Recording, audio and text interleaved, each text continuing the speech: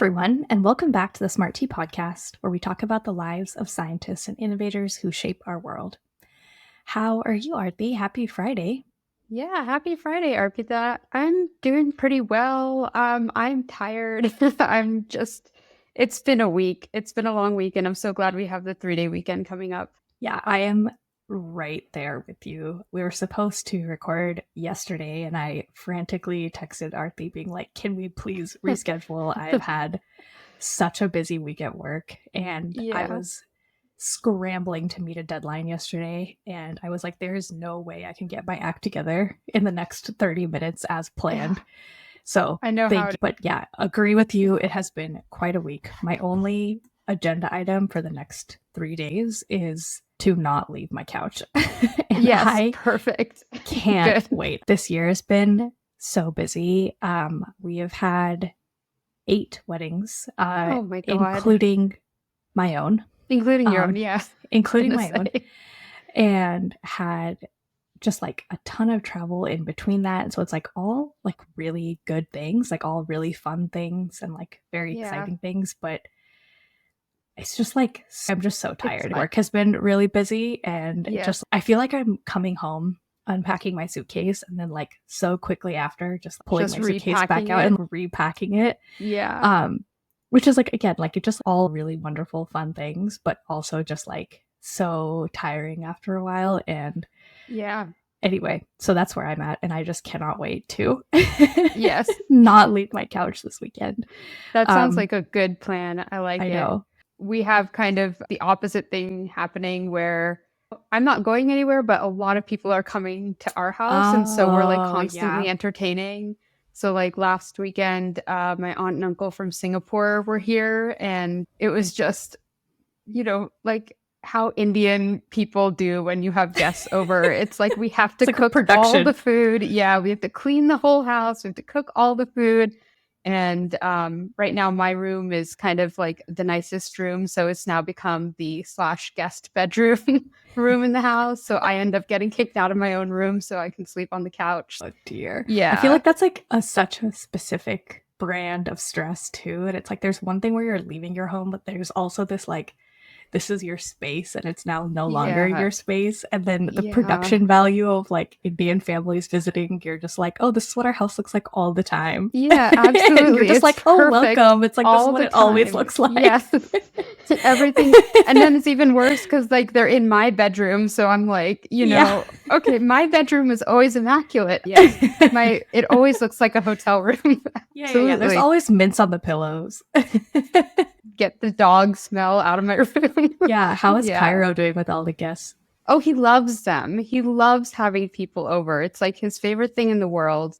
It's kind of hard because sometimes they're a little bit scared of him because he's so big. Yeah. And they're just like, oh, I don't know about this big, scary German Shepherd looking dog that's coming at me, And I'm like, he's coming at with you with love. Like, you gotta just get in there, pet him, and then he'll calm down. And he's so happy to see guests, though. And by the end of it, they're all like really impressed by him. They're like, oh, he's so loving and he's so calm. And I'm like, just give him a chance. He is. So, I get that, though. If you're like not used to dogs or like you haven't spent a lot of time around dogs, like he is big and he's excited. Big. He's big and he's excited. So he's like running at you like, hello, I love you. Yes, my friend. Immediately. And then when they leave, he's so sad. He like hangs his head and he looks at you like, are you seriously abandoning me right now? Like my heart. Even if they've been there for only 3 hours or something, like, my aunt and uncle stayed for a couple days, but like even guests that stay for 3 hours, he's like, is the party over already? Oh, run. So, he's like, all my friends are leaving. Yeah, exactly. So yeah, he loves it though. So he's happy with everything. He's happy when we have guests over. So he's a pretty chill dog. Oh yeah, he's cutie. Yeah. In podcast news, I wanted to tell you we got our first like written review on Apple Podcasts. Wait, did we really? I did not see this. We did. And this is what kicked off my whole like motivational push to get a little short video out on TikTok and on YouTube. So I've started a YouTube channel. I've started a TikTok channel for our podcast solely because of this review, because it like motivated me so much. But it's like by somebody named SM number 1, and they gave us 5 stars. And they wrote, Albert Hoffman and Ebby Noder episodes were great. Now I'm listening to the first dinosaur fossil episode, and I'm pleasantly surprised to hear Auburn mentioned in the beginning, as I grew up in Placer County and absolutely love Auburn. We'll be sharing with friends. Amazing. And it's highly motivational. So please, if you listen to this podcast and you like it, please leave us a review. We love it. I loved it. It was great news. And we also got our 1,000th download, didn't we? Between yes, last episode we and this one? did. Yeah. Yes, we did. A lot of milestones that we're achieving. Big milestones. Yeah. On that note, who are we talking about today, Aarati? Today we are talking about Percy Spencer, who is the inventor of the microwave. Whoa, fun. I'm excited. I use my microwave a stupid amount, so I can't wait. I know, right? Me too. And I was like, I actually don't know how microwaves work. And I know there's a lot of stuff about, are microwaves dangerous, and do they, hurt the nutritional value of food, and can you get radiation? And there's all this stuff. And I'm like, I don't actually know anything about microwaves. So let's do Percy Spencer, who invented the microwave, and learn about it a little bit.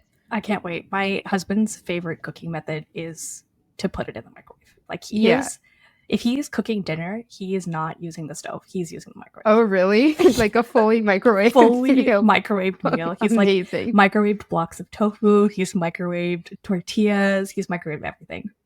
I don't know if I told you this, but my grandma's living with us now. Yeah. And she's completely the opposite. She's like, what is this device? A microwave? It was like, no, everything must be freshly cooked. And there's no such thing as meal prepping with her. She makes exactly the amount of portions that, the family needs. No, that's inefficient. If it's not finished by the end of the meal, she's highly stressed out. Like, who's going to finish this old rice? Or this go in the fridge? Yeah. It has to go in the fridge, and you have to microwave it. No, just finish it now while it's fresh. This feels like such a Indian grandma thing to do. It is. Extremely. I had this, we're on a tangent, but this is related. I promise. That's okay. I knew this guy in college who was from a very well-off family, and they had a cook who lived with them, or whatever. And this cook would always make him fresh food every day. And he never had to put away leftovers or whatever. The end of the meal was just he was done, and he would leave the table, and that would be the end of the story for him. And so when he got to college, many of us, we would go, if we went and got dinner, we would all get takeout boxes and then take it home to eat, which I still do. I just want to, we do not throw away the food. That is don't throw away. Incorrect. We never throw away never food. Throw away the food. Yeah, you never throw away the food. You have to take it home.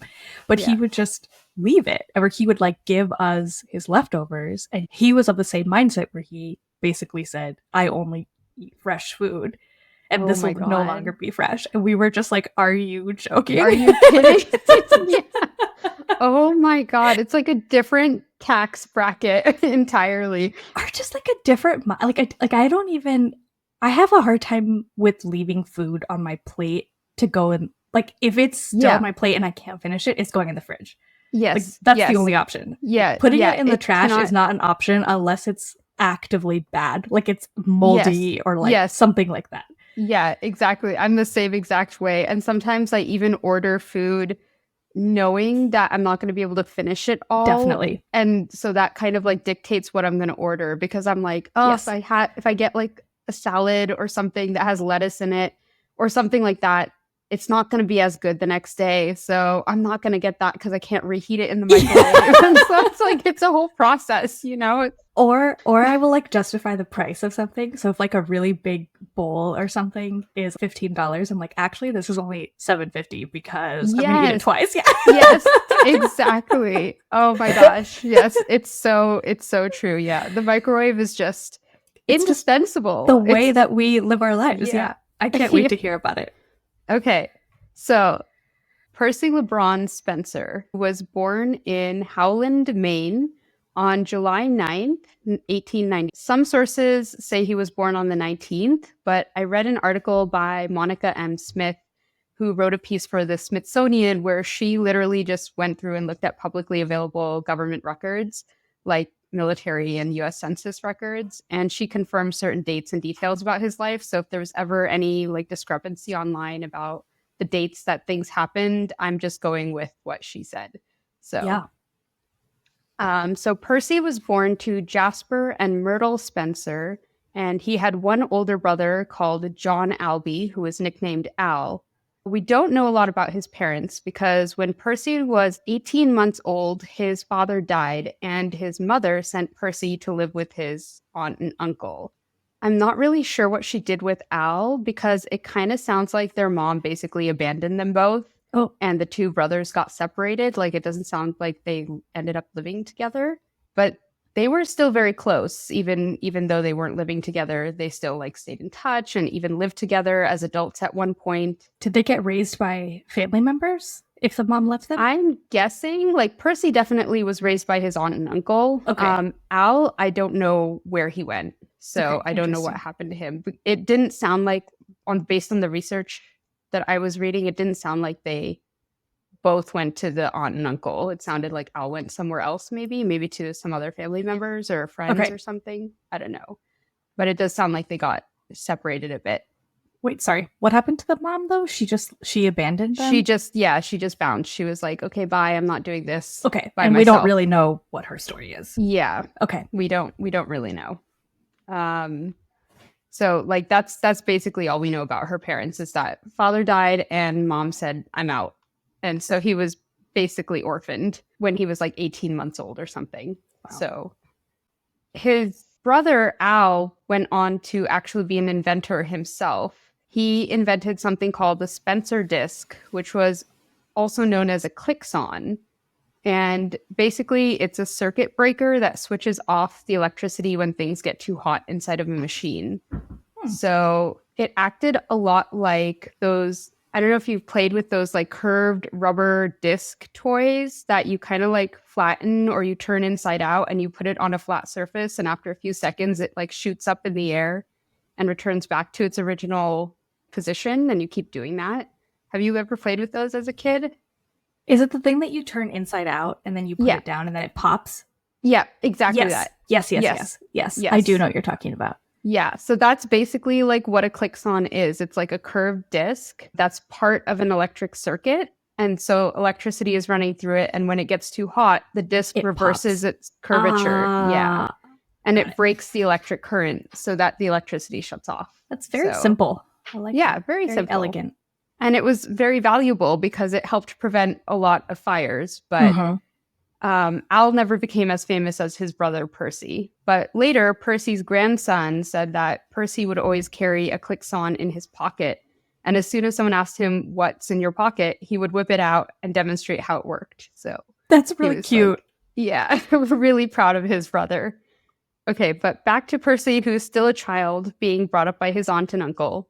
When Percy was 7, his uncle, who's basically now his father figure, also died. And this is extremely hard on his aunt because they were already poor to begin with. So Percy started helping with as many chores as he could and learned how to chop wood, skin a deer, preserve meat, and many other like very survival type things. Yeah. And he credits this with helping him develop what he called a Yankee mentality of just like making things work somehow with whatever he was able to get his hands on. This feels like the quintessential Americana, like pull yourself up by your bootstraps, which for the record, I do not necessarily agree with, but it does feel like that. It is very much. It's just like, what do you have? How do you put it to the best possible use and survive and make it happen? And this was how he was able to come up with his innovations in science also later, which we will see.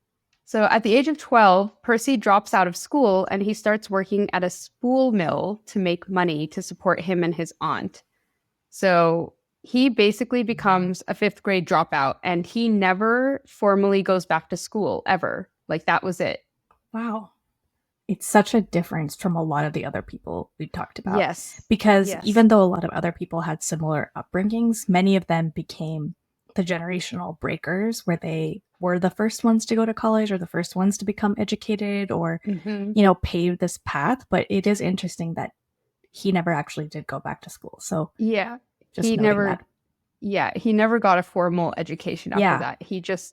And he couldn't. I was like, what a burden that must have been to be 12 years old and have to work full time to support yourself and your aunt. Mm-hmm. Like, that's crazy to me. But he was a very intensely curious person, and he was always trying to figure out how things worked. Mm-hmm.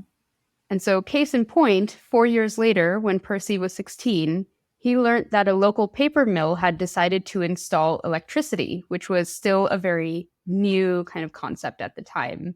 So, for context, Thomas Edison is still alive at this time and working on electricity distribution and had patented a system for using electricity as a utility in the 1880s. But Percy was in this very small town, so the infrastructure to have electricity power buildings was really just being put into place in many of these small cities and small towns. Mm-hmm. But when he heard about this, he became really curious about it. He was like fascinated with the idea of electricity. And so he started learning as much as he could about it by reading about it. And then he applied to help install the system himself at the local mill so that he could get hands-on experience. And despite not even having completed a grade school education, and of course, he had no formal training as an electrical engineer, he was still one of 3 people chosen to help install the system. Yeah. When you say install the system, is this like circuits and all the wiring?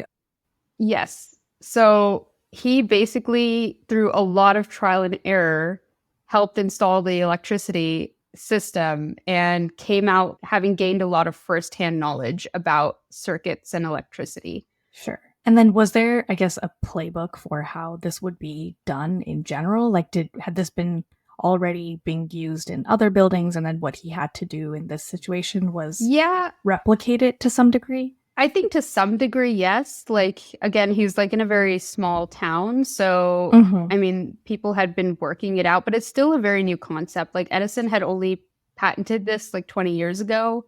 Okay. So it like the infrastructure now is slowly being built. And so I'm sure there were a lot of problems they were still trying to figure out. So I think to an extent, yes, they kind of knew what they were doing, but maybe not completely. It wasn't like there was still a lot of troubleshooting. Yeah.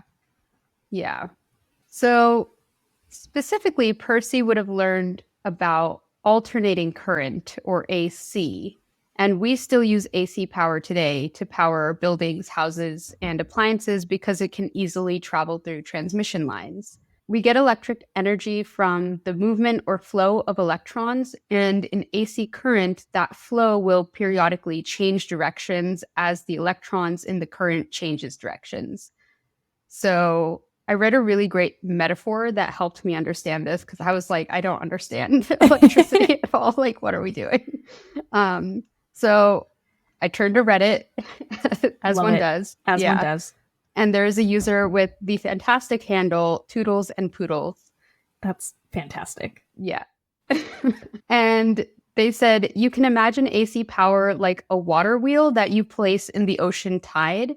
And so as the tide comes in, the water moves in one direction and the wheel will turn one way. And as the tide goes out, all the water moves in the opposite direction. And so the wheel turns in the opposite direction. And so it doesn't matter which way the wheel is turning. As long as the water is flowing, the wheel will be turning. And so it's the same thing with AC power. As long as the electrons are moving and flowing, the appliance or the building or whatever will have power and will be on and working. That's so interesting. I really like that metaphor. Yes, it helps make so much sense. I was like, got it. Okay. So the other good thing about AC power is that we can easily regulate the voltage. So a transmission line may have thousands of volts running through it, but by using a transformer, we can change it to the standard 120 volts that all our normal house outlets use, or 240 volts that all our large appliances like dishwashers and washing machines use.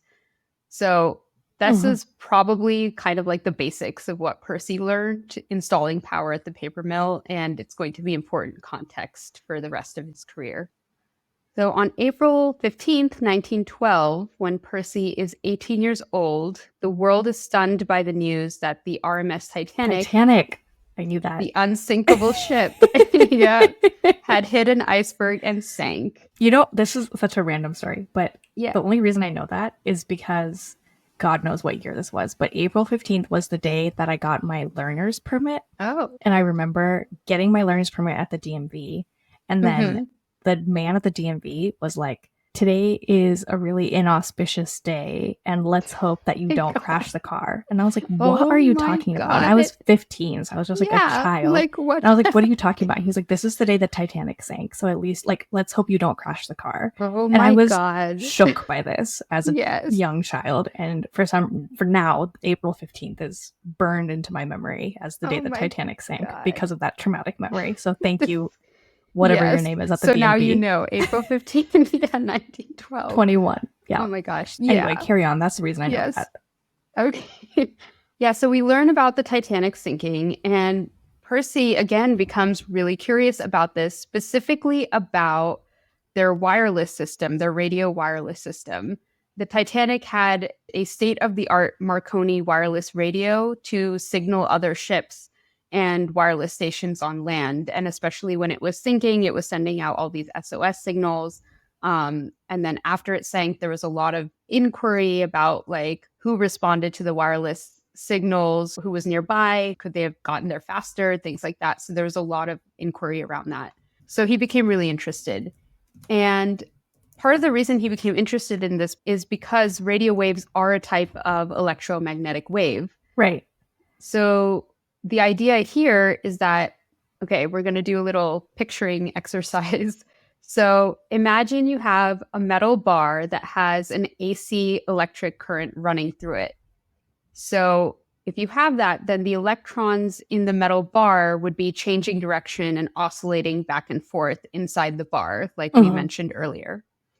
So just like the ocean tide flowing in and out, these electrons are moving back and forth, and they create an electric field around themselves as they move back and forth. And so the direction of the electric field that they're generating is changing as the electrons are moving. Okay. So when you map this out, when you map out these oscillations and the change in the direction of the electric field, you get a sinusoidal shape that's going up and down at regular intervals. That makes sense, because the electrons are changing directions, which means that the field is changing directions, which then you kind of get that. Yeah, up and down and up and down. Cartoony wave of something coming out of a radio tower, which it kind of looks like a ridge, basically. Exactly. Yeah. So now, suppose you have a second metal bar that's near the first metal bar, but it's not touching it. It's not part of the circuit and it's not connected to the electric current, but it can still feel the effects of the oscillating electric field that's being generated by the first bar, right? So it's close enough. So when the electrons in the second bar are within an oscillating electric field, they will start to oscillate too. And so effectively what you've done is you've transmitted this oscillating signal through space.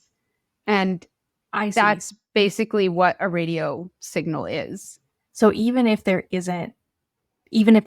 second bar doesn't have its own current, it's able to be influenced, I guess, by the waves that are coming from the first one. Okay. Yeah, and so then it's passing it to the third bar and so forth and so on in order to get a signal somewhere. Yeah, exactly. And so like that's exactly the basis of radio technology, where you have like one metal antenna or metal bar that's connected to the AC power signal, and it emits this wave-like signal that the second metal bar or antenna that is far away but is still within the electric field is able to receive. Got it.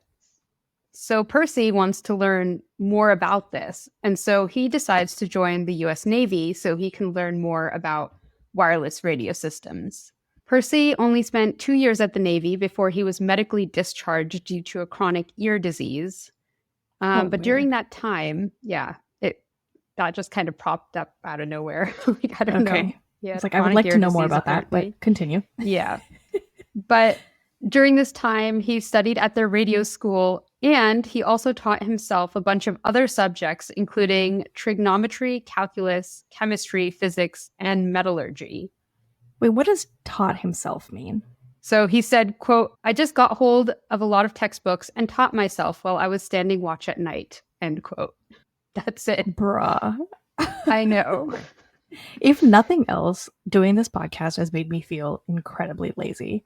Oh, I know, right? And he's just like, oh yeah, well, I'm just going to do this while I'm in the Navy at night. Also, not comparing, but I guess like also reinforcing the fact that we both started this episode being like, I'm so tired. Yes. Oh my God. I know. We're so lazy. We're weak. God's weakest soldiers. Oh my God. Seriously. So all these geniuses we're talking about. So after being discharged from the Navy, he and his brother Al both found jobs at the Wireless Specialty Apparatus Company in Boston, which made commercial and military radio equipment. Here, Percy's coworkers noticed how incredibly curious Percy was about everything. They said he would often stay late at night testing that day's production. And they said, quote, "Many's the time the gang would come back in the morning and find Percy still there. He had stayed up all night just to figure out how things worked," end quote. I wonder if he had some sort of genetic anomaly that allowed him to function with so little sleep, because whatever that anomaly is, I have the opposite of that. So just I require an inordinate amount of sleep. Yeah.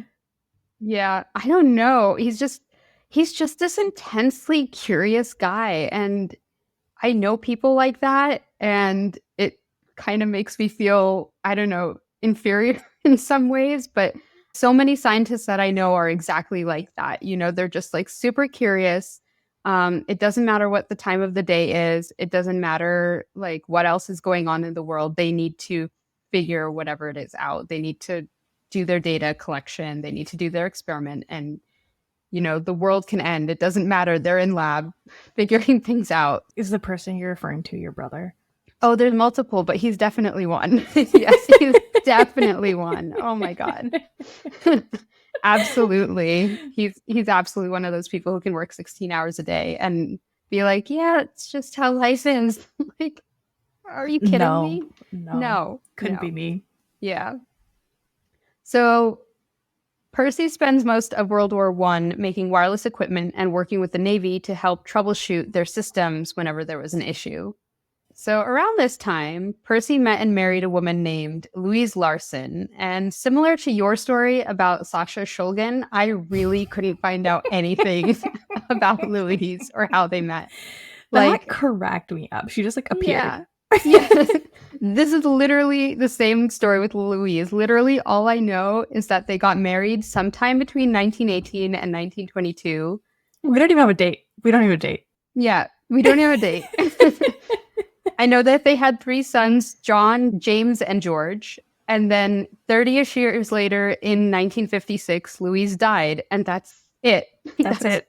Yeah. That's all. That's the limit of information that we have about Louise Larson. So women should be seen and not heard. Apparently. And also not recorded in history. Yes, absolutely not. It doesn't matter, apparently. But I thought it was worth a mention still. Yeah. He did have wife. He did have a wife. He did have wife. She did sons. die.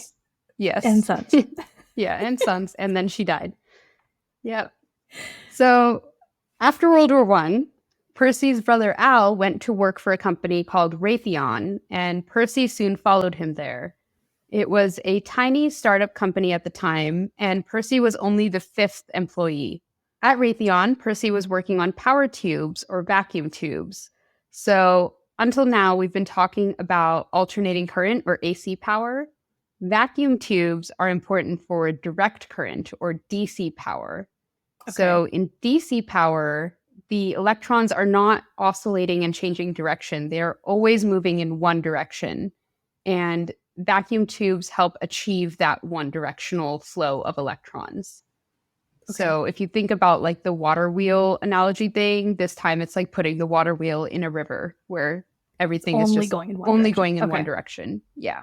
So vacuum tubes or power tubes are basically glass tubes that have a cathode or a negatively charged electrode at one end and an anode, the positively charged electrode, at the other end. And the space in between is a vacuum. So the system doesn't catch on fire and burn up because there's no oxygen inside for that to happen. Okay. That makes sense. Yeah. And this is important because we're about to heat up the cathode so hot that electrons start to fall off of it. And these electrons are negatively charged, so they will be attracted to the positively charged anode on the other end of the tube. So because of this, the electrons will only ever flow in one direction from the negative cathode to the positive anode. And then that flow of the electrons falling off going towards the anode is the direct current. And the middle part is the vacuum. There's no oxygen there. So then on their journey, they cannot catch anything on fire. Create a spark or catch fire. Yeah. And then there's one more component that you can add to a vacuum tube, which is called a grid, which you can use to transform a weak oscillating AC signal and amplify it into a strong one-directional DC signal. And this works with radio waves and light waves. So vacuum tubes become a crucial part of radios, TVs, radar, telephones, and even the very earliest computers. And when I was looking up like DC signals and vacuum tubes and stuff, I got a lot of hits about guitar amps. So I'm guessing they're used in guitar amps to amplify sound as well. Yeah. Definitely not my area of expertise, but that is very interesting. Mine either. But yeah, it was like, are you looking this up because you're interested in guitar amps? I'm like, no, not really. But apparently that's one of the main uses right now. So Percy became an expert at designing these vacuum tubes for all purposes. Some of his power tube inventions helped radios become a common plug-in household item, which apparently they weren't before. So now people could just have radios in their house. Mm-hmm. I guess that would require their homes to be wired and for there to be a place for them to be plugged in. So I guess that does make sense. Mm-hmm. He also created a photoelectric tube that was a major step forward in developing the television tube. So just a couple of his inventions while he was at Raytheon. Was it television called a tube before? Because that would make so much sense. That's why it's called YouTube. Yeah, I think television tube.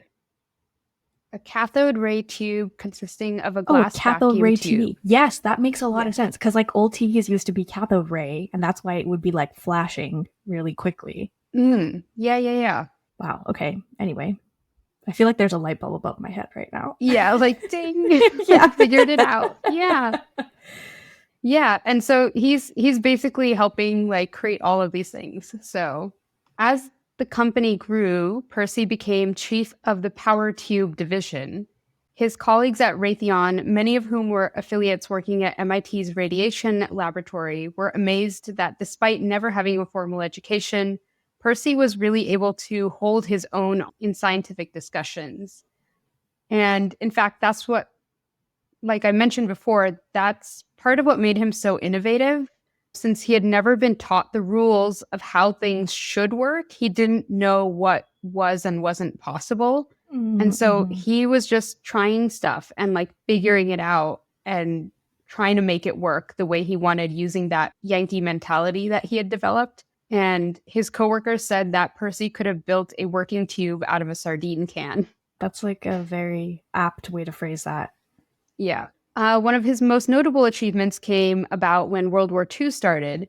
Percy was working on cavity magnetrons, which are a high-powered vacuum tube that control and amplify microwaves. So microwaves, and we're talking about the waves here now, they have a frequency ranging between 300 megahertz and 300 gigahertz, which is shorter than radio waves, but longer than infrared waves. So they're in between. Yeah. And also between radio and visible light, correct? Visible light is faster. Yes. Frequency. So it goes radio waves, microwaves, infrared waves, and then visible light. Okay. Yeah. So at the time, detecting and amplifying microwaves was primarily used in radar systems and could be used to detect objects at a distance. So anything from monitoring ships at sea or planes in the air to detecting incoming missiles. And this, of course, became of great importance during World War II, and there was huge demand from the Allied forces for radar technology. But in 1941, magnetrons could only be produced at a rate of 1 per week, which was really not enough for the war effort. So Percy helped Raytheon land a huge government contract to help develop radar equipment for the military. And in fact, this project became the US military's second most important project during World War II, just behind the Manhattan Project. Wow. Yeah. I do imagine there's quite a big gap between number 1 and number 2 there, but yes. Yes. I mean, that's why we don't hear about number 2. Number 2, yeah. we only ever hear about number 1. But I still thought that was quite notable. Like, wow. Yeah. There is quite a chasm there, but yes. So as part of this project, Percy redesigned the magnetrons so that they could be built using less precision engineering, so you didn't need expert engineers to build a magnetron. And his version used more readily accessible materials and used this conveyor belt-like system to build one so that they could be mass-produced more quickly and get more radar equipment into the field. Mm-hmm. So soon they went from producing 1 magnetron per week to producing 2,600 magnetrons per day. What? Yeah. Yes. Just like, I had no idea what you were going to say. I thought you were going to be like 1 magnetron a week to, you know, like 10 a week 5. or something. Yeah. Yeah. And then you said 2,000 something, and then I was like, oh, per month? When no. Per day. Yeah. I did read another source that said like they were able to produce 7 per day or something. So I'm not sure if it was 7 per day or 1 per week. But either way, going from 7 per day to 2,600 a day is that's huge. That's exponential huge. For sure. Yeah.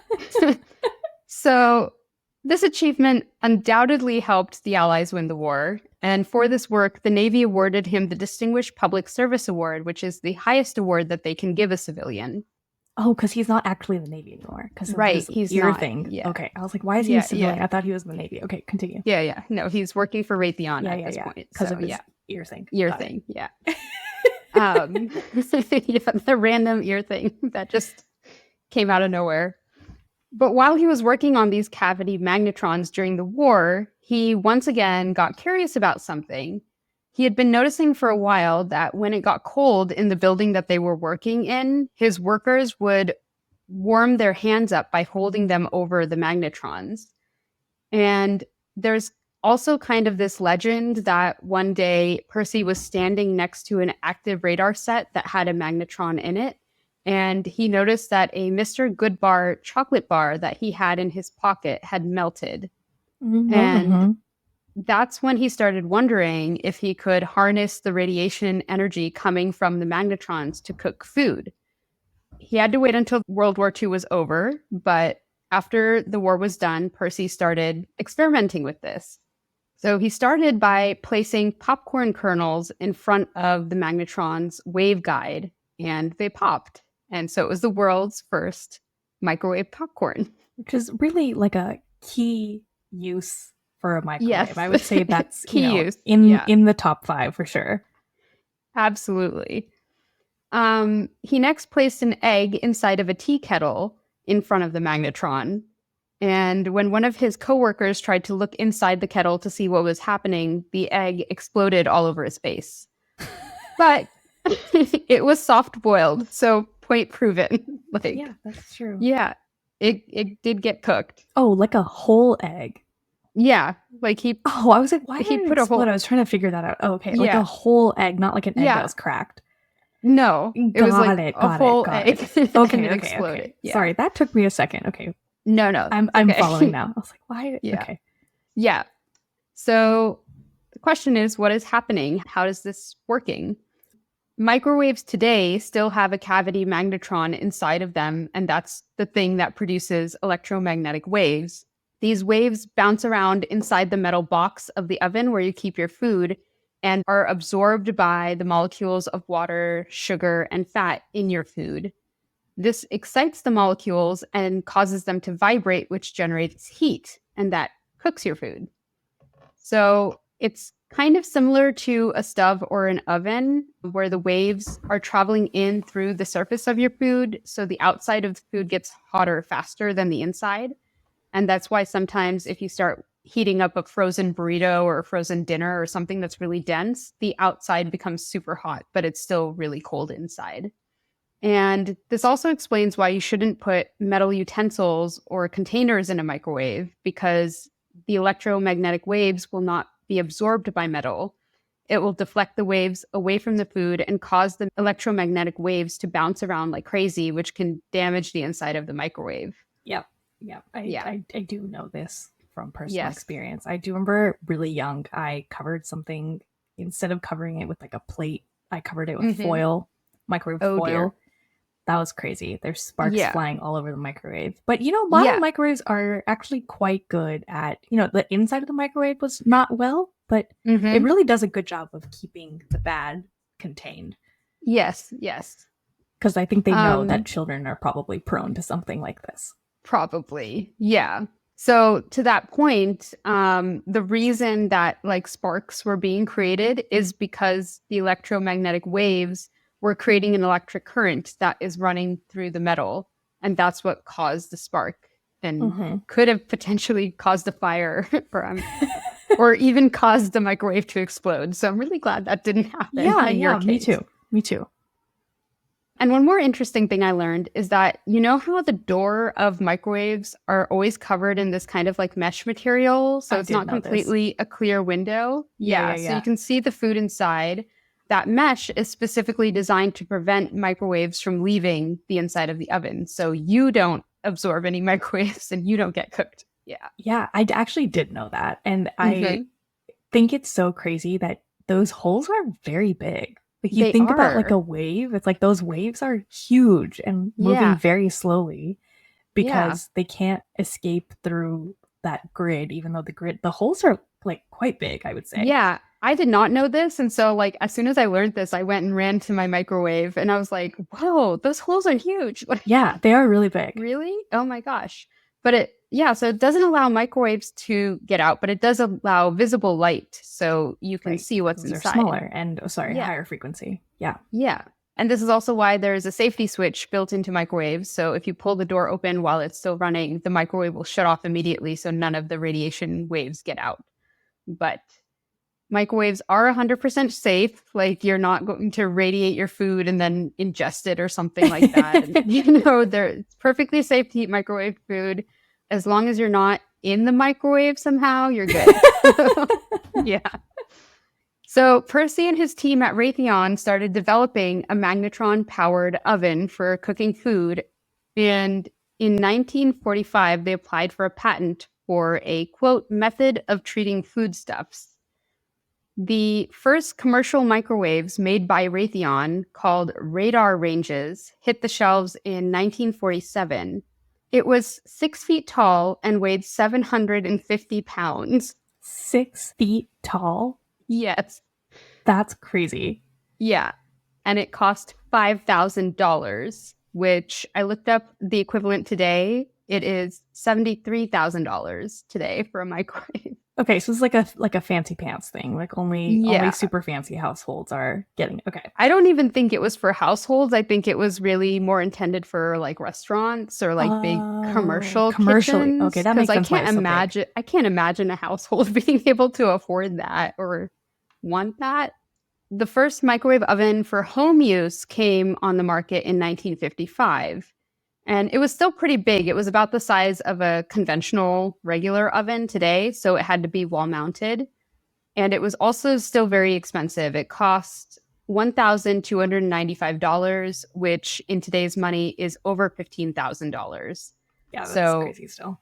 You had to be like wealthy to get a microwave in your house at the time. But Percy was really not aware of how monumental what he had created was. It took a really long time for microwaves to become small enough and affordable enough for households to afford them. So Percy never realized how popular and mainstream it would become. Like, he never envisioned this. Mm-hmm. He also didn't receive any royalties from it. Raytheon gave him a one-time $2 bonus that was typical for when employees patented something. And that's all he ever really got from inventing the microwave. That's wild. Yeah. Isn't that crazy? But didn't microwaves eventually catch on in a really crazy way? And that's why we ended up with TV dinners and all of these different things that were microwaved. I feel like I remember reading at some point that it became this great way for housewives to manage their households. Like everything was futuristic. Like they had an electric vacuum cleaner, they had, Oh, yeah. microwaves to like cook all their food, and then everything was a la Jetsons from Yes. yes, fair. Yeah. Well, like you said, like it did take a long time for microwaves to become mainstream. Countertop microwaves first made their way onto the market just 3 years before Percy died in 1967. Okay. So they were still pretty pricey at $495, but it was like a brand new technology. So it took a while for people to adopt them. But yeah, it did catch on eventually. And now we have a microwave practically in every household. Oh yeah, it was like very gendered marketing. So there was kind of twofold. So early advertisements for microwaves show well-coiffed, well-heeled housewives happily pulling burnished roasts from their fancy new ovens of the future. So it started out as this wartime technology, but it eventually became marketed for domestic use. So it assured housewives and working mothers that the appliance would streamline the laborious process of getting dinner on the table. So it was like very much like widely marketed to women. But then in the 90s, it became marketed to women also, but in a very different way. There was this very famous cookbook that came out called Microwave Cooking for One. And it had this connotation that it was like sad single lady references. So a woman living by herself, and she didn't cook, she just microwaved things for herself. So it's this idea that there's this like busy feminist woman who is a career person and doesn't have the capacity to cook herself dinner. So she is microwaving her things, which is and that was like supposed to entice you to buy a microwave because you're a sad single career-driven lady?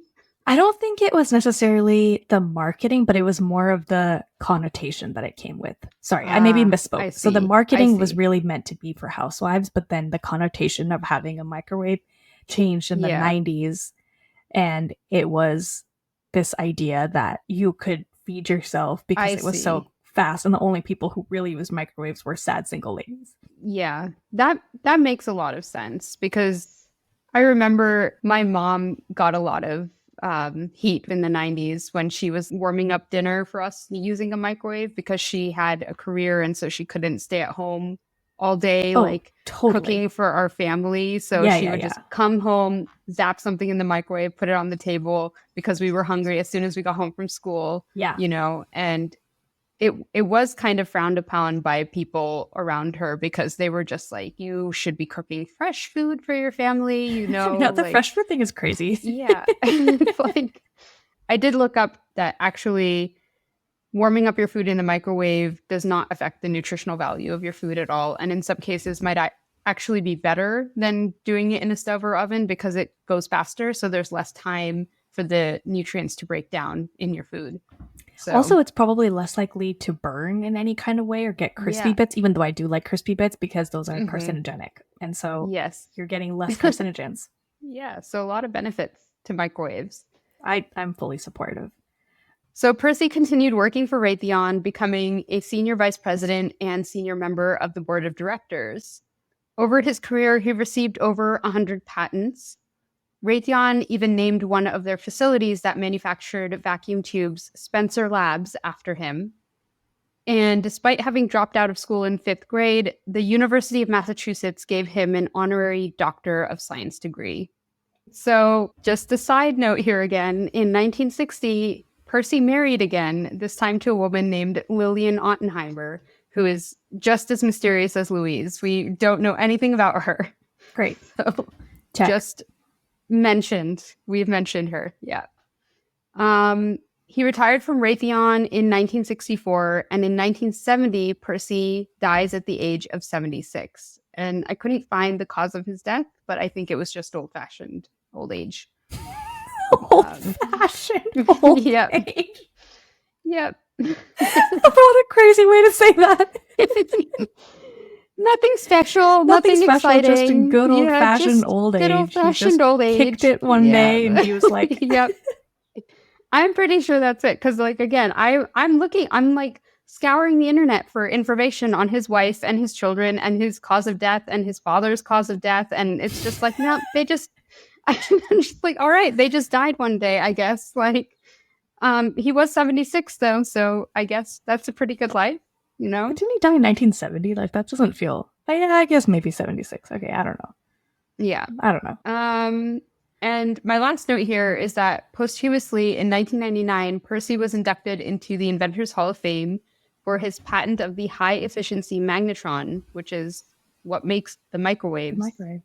Yeah, in a microwave Cool. oven. So yeah, we've had quite a few Inventor Hall of Fames. Yes, we have. So yeah, that's the story of Percy Spencer, the grade school dropout who invented like the most miraculous machine ever, the microwave. The great story. I loved it. That was so fun. Thank you. Thank you very much. I feel so much more enlightened now about the microwave. Thanks for listening. If you have a suggestion for a story we should cover or thoughts you want to share about an episode, reach out to us at smartteapodcast.com. You can follow us on Instagram and Twitter at smartteapodcast and listen to us on Spotify, Apple Podcasts, or wherever you get your podcasts. Leave us a rating or comment. It really helps us grow. New episodes are released every other Wednesday. See you next time.